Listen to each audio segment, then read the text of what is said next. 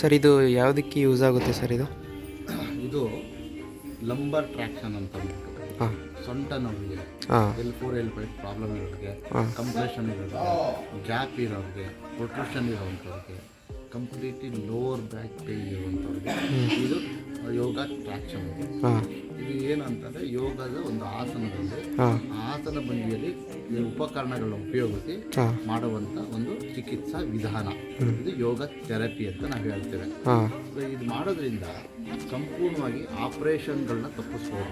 ಯಾವುದೇ ರೀತಿ ಸೊಂಟದ ಸರ್ಜರಿಗಳನ್ನ ತಪ್ಪಿಸ್ಬೋದು ಇದು ಮಾಡೋದ್ರಿಂದ, ಈ ಕ್ರಿಯೆ ಮಾಡೋದ್ರಿಂದ. ಸರ್ ಇದು ಎಷ್ಟು ದಿನ ತಗೋಬೇಕಾಗುತ್ತೆ?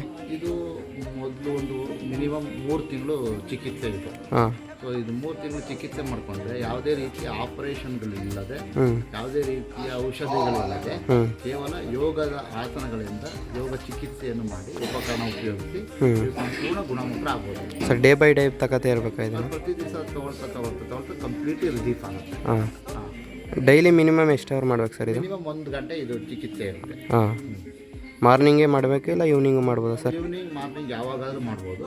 ಖಾಲಿ ಹೊಟ್ಟೆ ಈಸ್ ಇಂಪಾರ್ಟೆಂಟ್. ಹಾಂ okay sir, thank you sir.